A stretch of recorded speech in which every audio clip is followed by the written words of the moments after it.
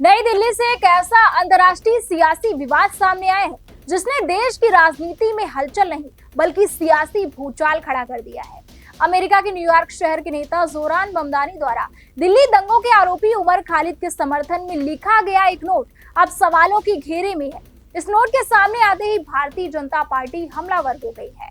BJP का साफ संदेश है कि भारत के आंतरिक मामलों में किसी भी विदेशी दखल की कोशिश को 140 करोड़ भारतीय कभी बर्दाश्त नहीं करेंगे। तो आखिर इस नोट में ऐसा क्या लिखा है जिसने सियासत की लकीरें खींच दी है और क्यों बीजेपी इसे भारत की संप्रभुता पर सीधा चुनौती मान रही है।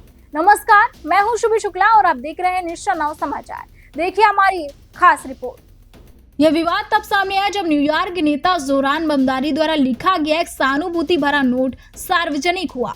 यह नोट पिछले साल दिसंबर में दिल्ली दंगों के आरोपी उमर खालिद के समर्थन में लिखा गया था, जिसे उनके माता पिता को सौंपा गया था।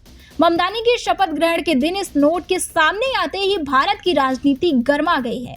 इस पूरे मामले पर भारतीय जनता पार्टी ने तीखी प्रतिक्रिया दी है।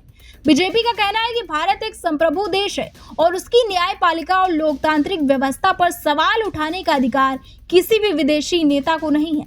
बीजेपी के राष्ट्रीय प्रवक्ता गौरव भाटिया ने पार्टी मुख्यालय में प्रेस कॉन्फ्रेंस कर कहा, अगर कोई विदेशी नेता भारत की आंतरिक मामलों पर टिप्पणी करता है या किसी आरोपी का समर्थन करता है तो यह भारत के लिए अस्वीकार्य है।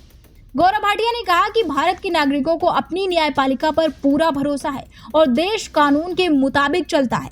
उन्होंने सवाल उठाया कि आखिर विदेशी नेता भारत की न्यायिक प्रक्रिया पर टिप्पणी करने वाले होते कौन हैं।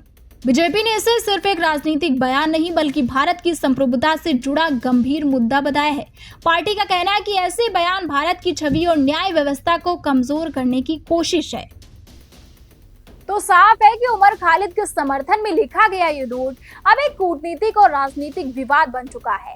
बीजेपी के कड़े रुख से यह संकेत भी मिल रहा है कि भारत अपने आंतरिक मामलों से किसी भी तरह की विदेशी दखलंदाजी को लेकर जीरो टॉलरेंस की नीति पर कायम है।